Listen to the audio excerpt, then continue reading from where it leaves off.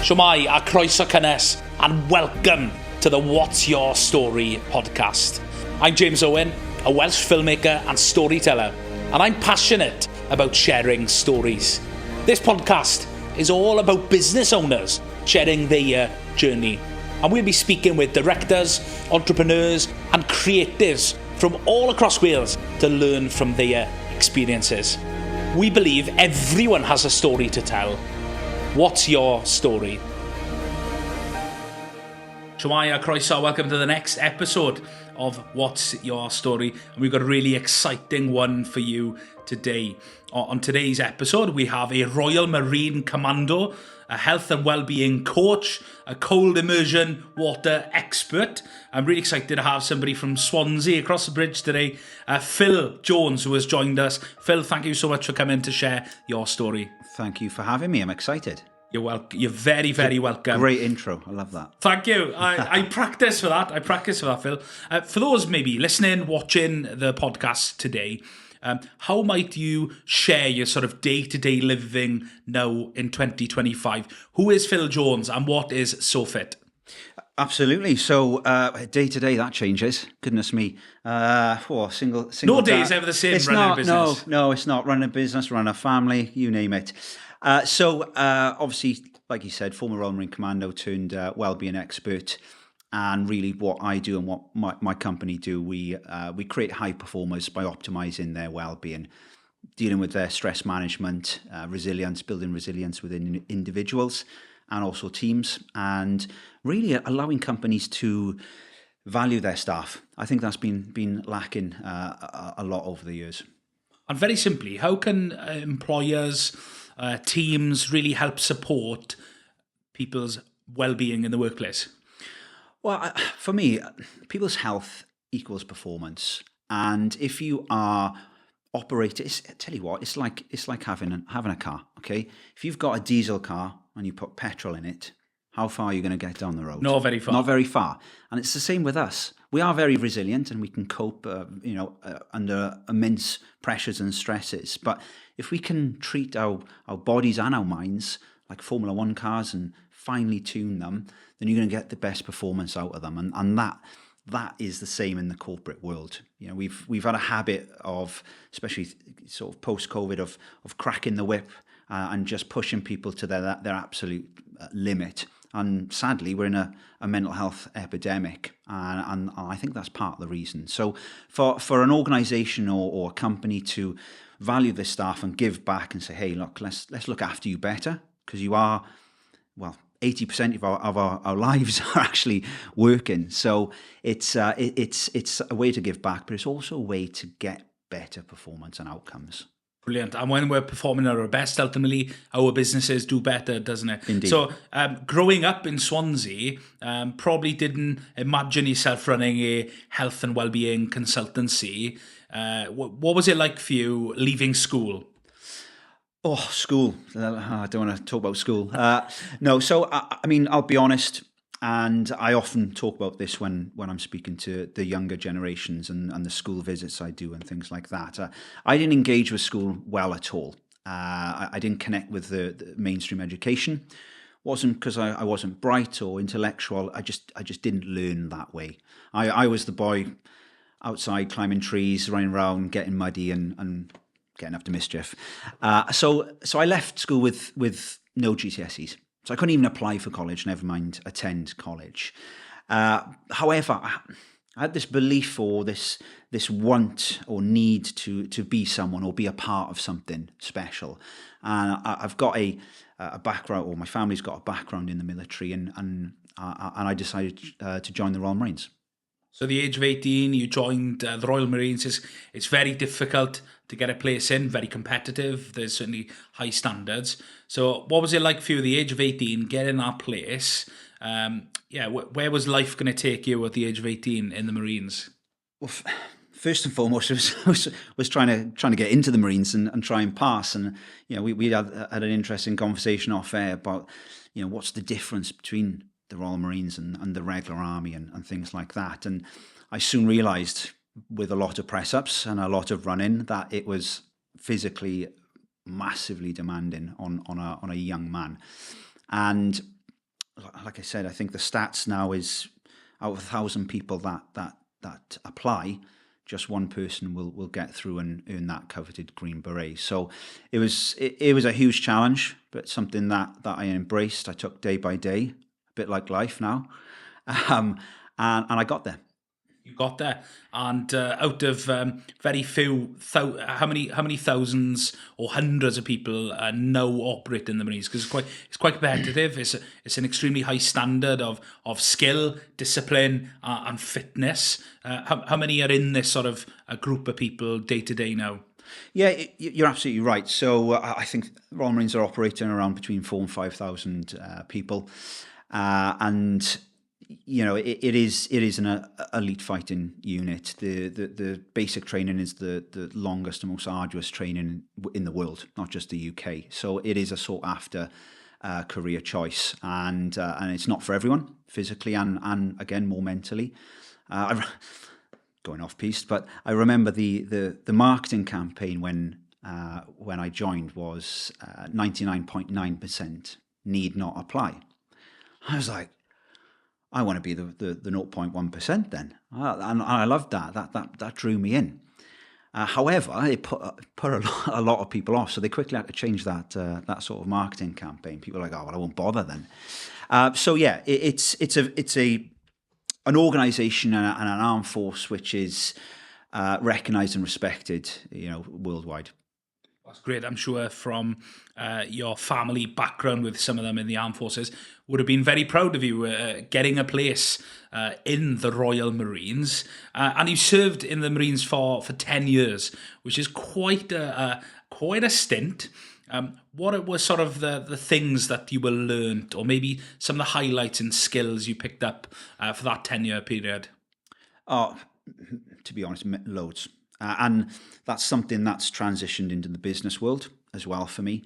So, the Royal Marines values or core ethos is determination, cheerfulness in adversity, unselfishness, and those really are the core values that we lived by. And we were always renowned or thought as thinking soldiers. So we could think outside the box. So if a challenge was presented, rather than just smash it down and kick the door down and barge through, then we'd look at a better option. And again, I've kind of brought that into the business world. COVID, for instance, no one expected that, and rather than just go against the rules or just keep doing the same thing over and over again and not getting the required results, I thought outside the box and kind of pivoted and transformed my business to suit. I'm guessing you would have had a lot of highlights, maybe some fun over the years, building community, making lots of good friendships.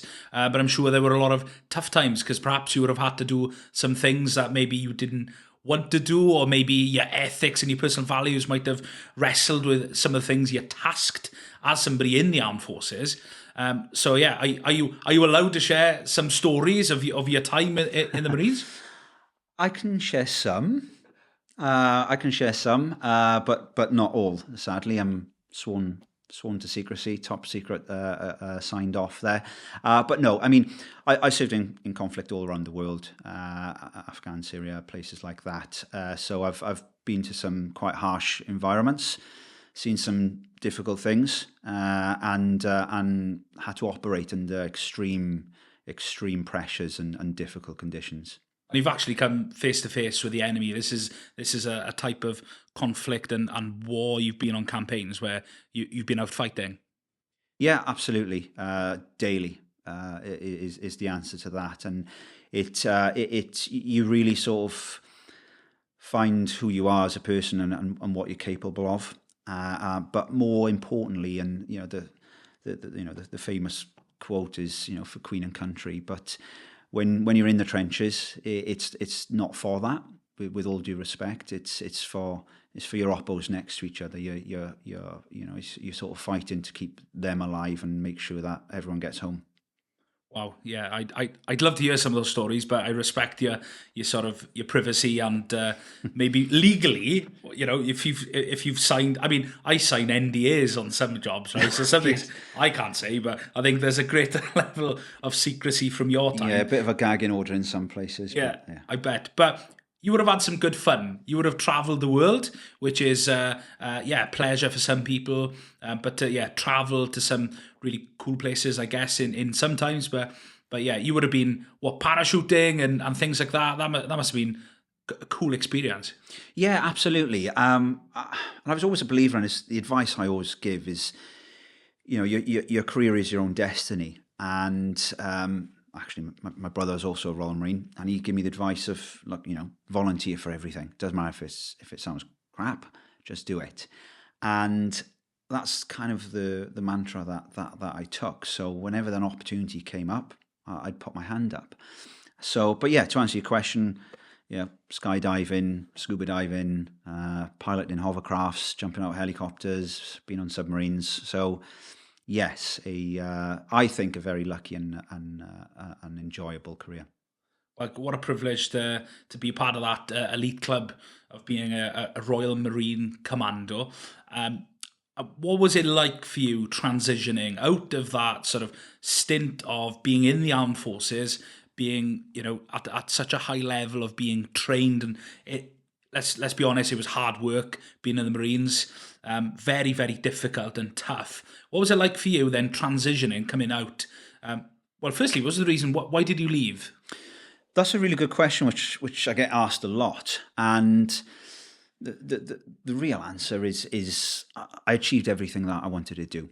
I went on operations, been to the Arctic, I played sports for the Navy, so there wasn't really much left for me to do apart from going up the sort of promotion ladder. There was other things that I was involved with. And I thought, well, if I don't leave now, it's going to be very, very difficult to leave. I'd have to do my full time, which would have been 22 years. So effectively, I'd still be in. So that was really the motivation. And I also wanted to start a family, and I didn't want to start a family while I was in the military. So I ticked every box, and I thought, yeah, I'm gonna sign off and see what the civilian world could offer.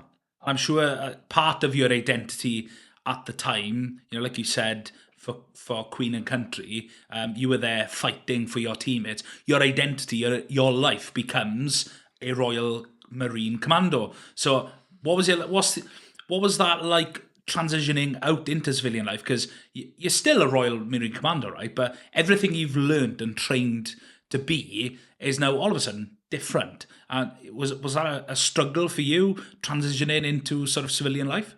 Yeah, absolutely. It was a huge struggle. Like you said, you've got 1 minute you've got everything. You've got medical care, dental care. You've got this big band of brothers around you supporting you. You've got a regular paycheck. Any problems, you've got full support. And above all, you've got people who you trust. And overnight that goes. And this is why a lot of veterans struggle with transition, and myself included. It was kind of masked up though because of the career choice that I say career choice, but the work I then went into. So I went into close protection immediately after leaving the Royal Marines. Is that quite common for people in the armed forces? It can be, yeah. It can be. It seems like a natural progression. Well, I'm kind of in security. I've got this skill set, so I'll become a bodyguard or a close protection officer or anti-piracy. So it seemed a natural thing to do. And at the time when I did it, around sort of 2012, 2013, the money was fantastic. So that was also a big draw to it. Brilliant. You said to me offline that you sort of lost your identity. How did you get yourself out of a place where you understood that you lost your identity to then finding out what your identity now is? Yeah, it's quite common. I didn't realize it at the time, but obviously with reflection and personal growth, I can see it now. So after doing close protection for 3-4 years, again, seeing the world, being on super yachts, Grand Prix races, etc. I thought, I'm living the dream. This is great. But I realised it wasn't a career, or a very short career. So I thought I'd come back home to Swansea and try that mainstream job and civilian life. And it was so difficult. I must have applied for, and this is no joke, 400 or 500 jobs. And the rare interviews I got, they were like, we love you as a person, and your qualities and your personality, but train killer, hovercraft pilot, and parachuter isn't going to impress finance. So I found it very hard. I was like, well, who am I? What is now my passion? I was still living and modelling my life around the Royal Marines values. What are my values? So I had to really sort of do a bit of soul searching, and I did some shocking jobs. I was a car park attendant at one stage. I was a bailiff, rolling around on drives, asking people for money and getting into all sorts of fights and things like that. And ultimately, I was coming home. I was like, not one good thing has happened today, So it was a difficult period, and I then discovered what my passion was, and I realised it was helping people. And obviously, from my previous career, I was obviously quite fit and had good communication skills and able to motivate people. And I kind of, I fell into sort of the fitness world and became a fitness instructor and personal trainer early on. And that's really where I thought, actually, do you know what? One, I'm good at this, but two, I love doing this. So to go from being deemed unemployable from some of these opportunities, it must have been exhausting applying for all those jobs, to then finding something you were finally passionate about. You had that skill set initially of you being ultra fit. You're going to have to be fit to join the Royal Marines, right? So you've got that level of fitness. It's a while ago now, man. A while ago. Yeah, you're not rusty. It's probably still kept up. Still got it. But yeah, to then have that passion for helping people and realising that, health and fitness is something that you could really give a go and support. So yeah, you set up your own boot camp in Swansea. That was the sort of start of your health and fitness journey. And you started that before COVID? Yeah. So I finally got a job that I liked, and it was working with MPCT, Military Preparation College, and again, quite similar, helping young adults get fit, ready for the military. And on the side of that, I started my own little boot camp, community boot camp. There's about 10, 12 people, and suddenly it started growing arms and legs. And this was pre-COVID. And after about 12 months, I was like, do you know what? I've kind of built something here. What I've got is good. And we grew in size, and I thought, this is a business now. This is a full-time business.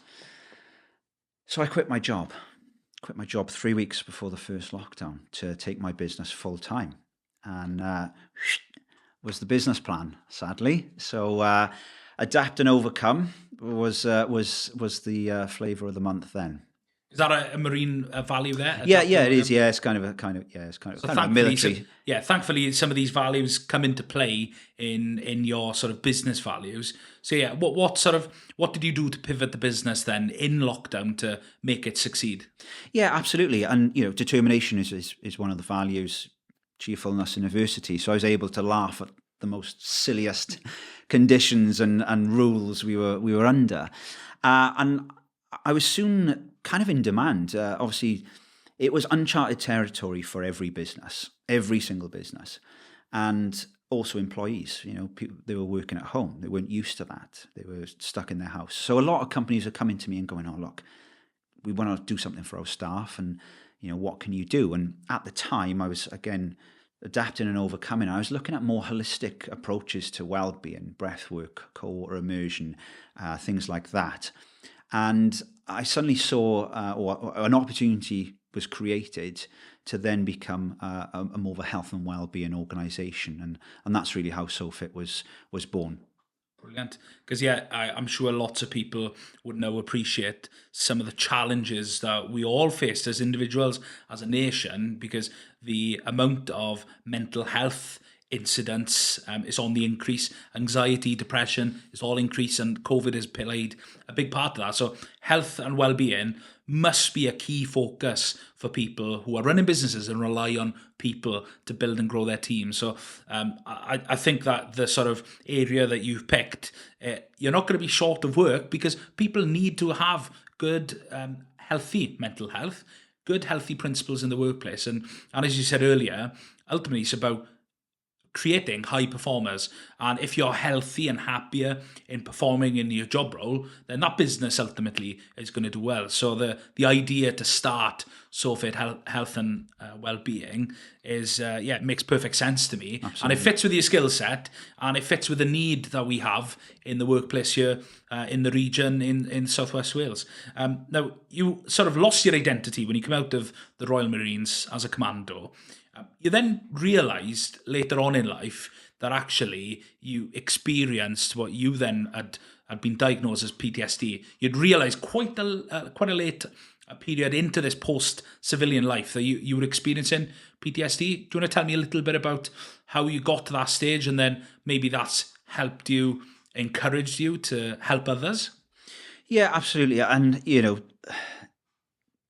be honest now, it's not something that I've spoken about in great detail, and it's taken a while really to allow myself to come to terms with talking in public with it. So you will have to bear with me, but yeah, it's a horrible disorder, and I seem to, because I used to help a lot of veterans who were suffering with PTSD and things like that, and I used to think, God, you know what, why can't you just do this? Or, why aren't you motivated to do that? And, until you've experienced it yourself and been in that dark place, then I don't think you can value a comment on it.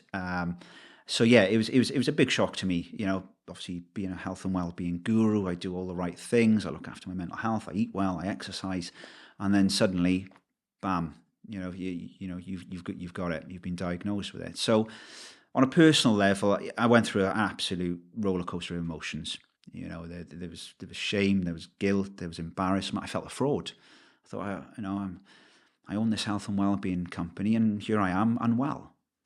And that's generally how I look at it. I can relate to that because, you almost want to practice what you preach, right? And if you're going through some struggles, but I think actually on a silver lining, that actually makes you relatable.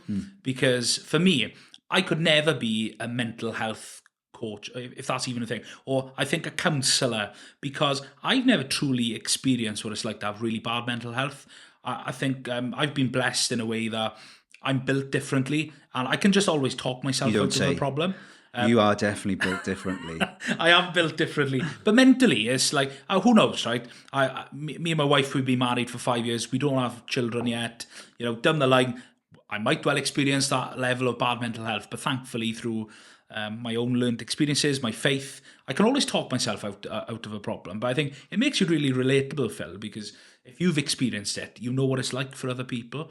What were some of the things that you put in place that really helped you to cope with your PTSD?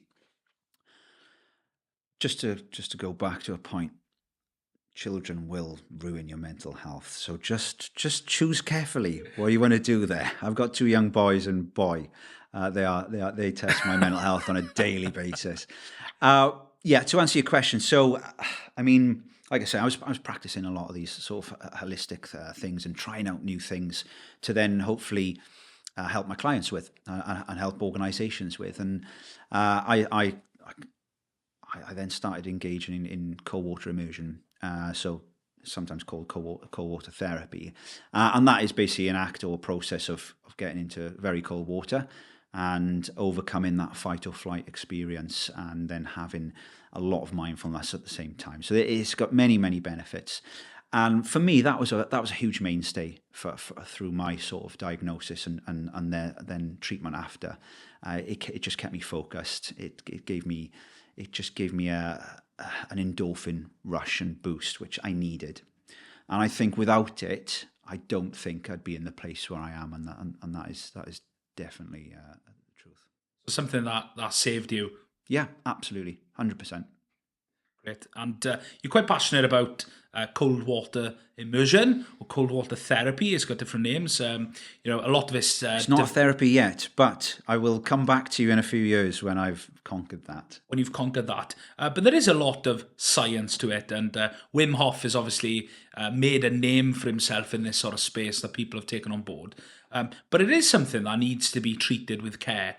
We need to have people who really coach in this space because it's an unregulated industry.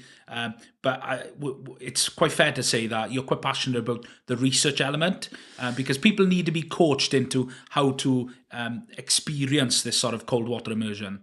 Yeah, absolutely. And we spoke offline there where so I'm working with Swansea University on a well, we've just finished a world first research study on. Can't tell me, it's top secret.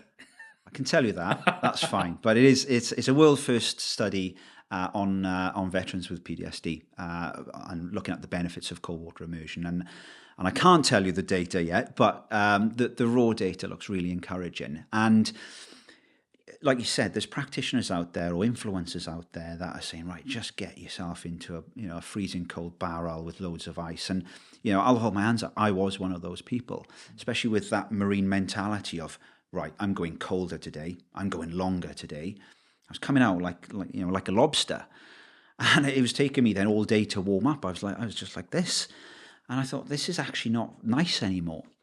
So, and like you say, there's people out there or organisations out there that are doing things which are actually dangerous.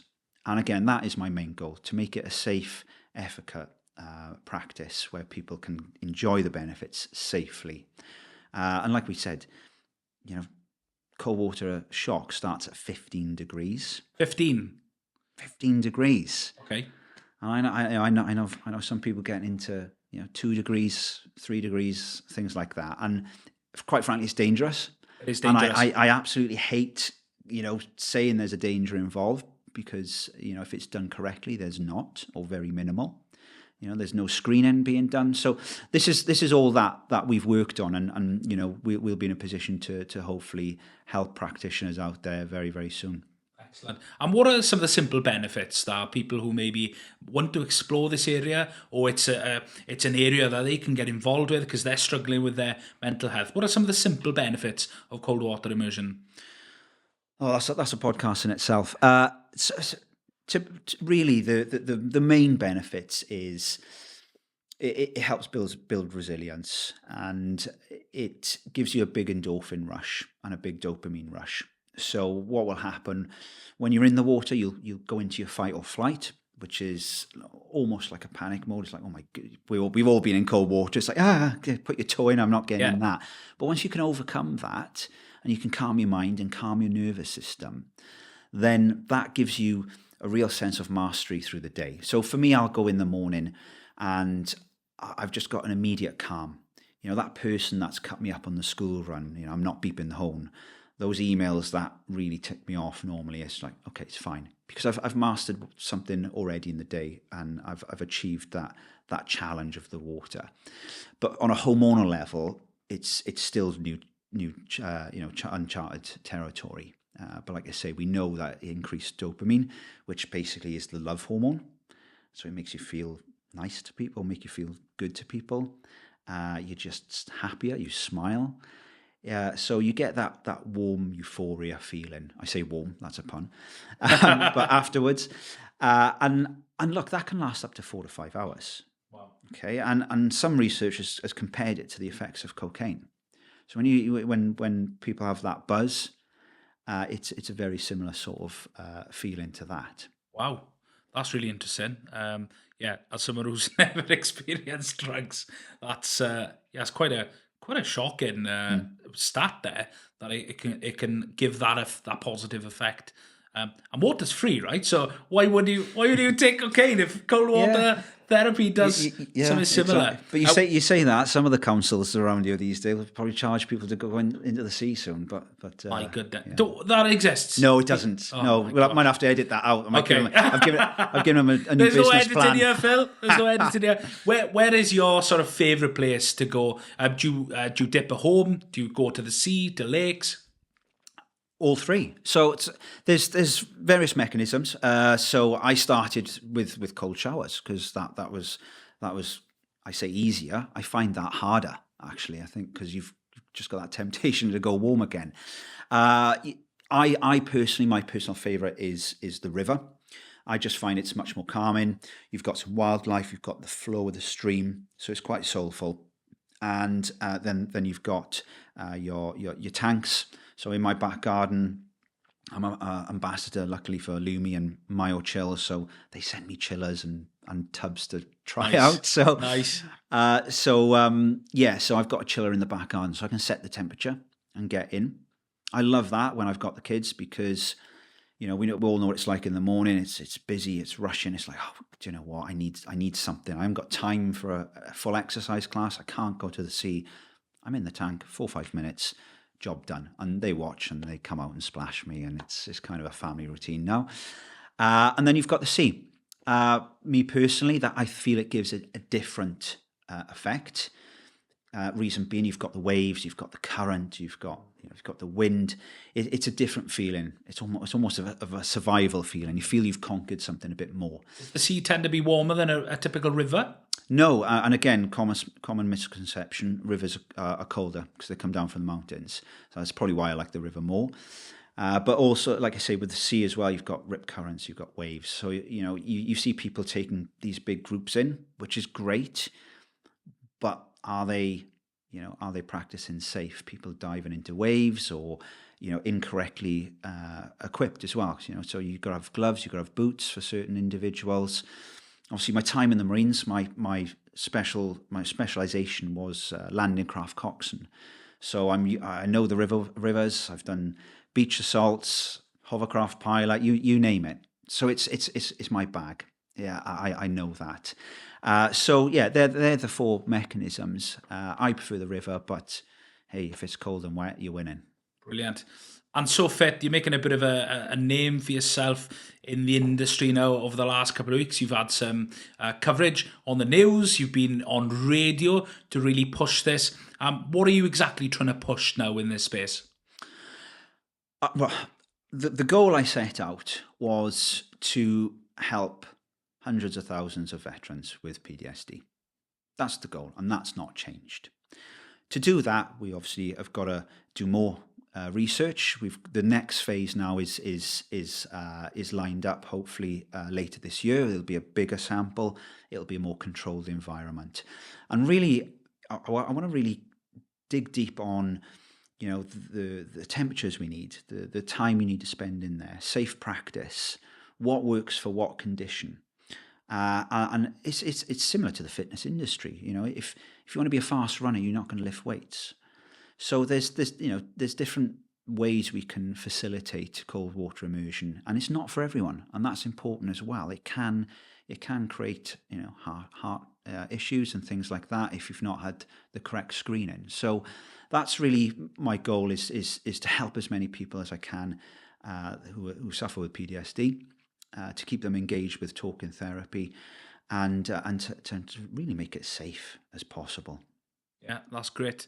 Well, it has massive benefits, but as you say, it needs to be taken from a perspective of safety in helping people, because as you say, it's not for everyone, but there's a lot of things that are going on in that space that are unregulated, and it's making sure that you're giving people the confidence, if they want to engage in this sort of activity, that they're doing it right and safely, to obviously reap the benefits. But that's great. Where do you see SoFit Health and Wellbeing over the next 5 years? Let me just dig my business plan out, I'll tell you now. Don't rip it up now. No, I've already done that. So for us, we want to be the leading health and wellbeing provider and consultancy in the UK. And what does that look like? Is supporting companies really create high performers through looking after their wellbeing and providing more holistic options to staff and employees. Great. And you're already making waves. No pun intended. Get in there. Making waves in that Chill space. out now, James. Go Chill on. out. You're having too much fun here. Phil, that's great to hear that, what you're doing is helping people, and you're specifically passionate about veterans, and it's great to hear because, you know, veterans have done so much for our country. They do truly deserve that recognition and that support as well, because, you know, I can see in the UK a lot of veterans go through really tough stuff and maybe don't get the support they need. And if for maybe, even if it's for 10-20% of them, cold water immersion is something that can really support them. And if you can help support those veterans, all the better. That's great to hear. And you're only local down here in Swansea, but let's hope that that message reaches far and wide across the UK, because those veterans need that sort of support, because PTSD is such a big thing, and suicide is a big problem within that. Within people, unfortunately, who experience PTSD, especially in men, isn't it? It is, and again, you know, it's an alarming stat that veterans are double the chance of suicide. But also, probably the most scariest stat that I researched recently is suicide is the biggest killer for men under 50. You know, that is not right. That is not right. So that's something, you know, I'd like to look at and see if I can change that. Well, hopefully you can make a change, and I guess all of us as men in the UK, you know, for me, as somebody who's played sports, I've experienced my fair share of, unfortunately, locally, I have had, you know, friends who have sadly taken their lives because they're going through some tough stuff. And, you know, it's really important with men's mental health that we, you know, it is okay to talk, because some of us men struggle to share our emotions. But if cold water immersion can be one simple thing to help people, then hopefully we can get that message far and wide. It's going to help lots of veterans. Phil, thank you for sharing your personal story. This podcast is all about personal stories, and we've got here some of yours today, which I'm very privileged to have heard. If you would love to sit down with someone who was really influenced or inspired you along your journey, that may be someone who inspired you to go to the armed forces, that may be somebody who's inspired you to set up your business. I'd love to hear, this is a question we always ask our guests, whose story would you love to hear? And that could be somebody fictional, that could be someone who maybe sadly isn't with us, but you would have loved to have heard their story. Yeah. My favourite entrepreneur is Richard Branson. Okay. So I'd like to sit down with him maybe. Does he do cold water therapy? Not yet. Not yet? He will. Challenge accepted. No, I just like it because it kind of mirrors sort of my sort of schooling, and you know, he dropped out of school at 14 or something like that. So, but that's definitely one. That's a really good question. You can only have one, Phil. Well, I want two. Okay, I'll give you two. Wim Hof. Do you know his story already? Yeah, I know his story. I mean, he did get me, you know, interested in it. I just feel he's been commercialized and taken for a ride, to be honest. But hey, I'll stick with Richard Branson. Maybe Muhammad Ali as well. He's an interesting character. Interesting character. Muhammad Ali or Richard Branson? Can I ask you a question? Yeah, go on. You can ask me a question. 4 guests at a dinner party. Similar question. You're allowed 4 guests at a dinner party. Can be dead, alive, fictional. Who would they be? I've never had somebody ask me a question on the podcast. There's a first. Who would I have? Jesus. Jesus. Yeah. I said Jesus. Yeah. Jesus would be on my guest list. Hans Zimmer. He's a composer. Okay. And he's written some of the scores of some of my favourite films. Inception, Dark Knight, Dunkirk, Interstellar. Christopher Nolan, writer and director, who has directed and written some of those films. They're a good tag team. So I'd have Christopher Nolan, Hans Zimmer, I'd have Jesus, and Sia Khaleesi. They would be my 4 guests at a dinner party. Wow. I don't know if they'd get on with each other, but I don't think it matters with that guest list. Yeah. Oh. One of mine, right, was David Attenborough. And don't know what I'd do? I'd get him to narrate the evening as it went on. Oh, that'd be a great thing to do. That'd be a good experience. As Phil picks up his knife and fork. Yeah, I'd love that. Hey, well, that's a first on What's Your Story. Somebody's asked me a question, but that's great. Phil, thank you so much for coming on. And for those that maybe want to reach out and get to know more about SoFit, health and wellbeing, where can they find you, Phil? Yeah, find me on social media platforms. LinkedIn's probably better. Phil Jones, SoFit Group Limited, or our website, www.sofitgroup.co.uk. Fantastic. Well, Phil, as a Royal Marine Commando... Former Royal Marine Commando, somebody who is an expert in health and well-being, cold water, immersion, a big advocate in that space. I really appreciate you coming on. Thank you for coming on and for sharing your story. Diolch yn fawr. Thank you for having me. Diolch.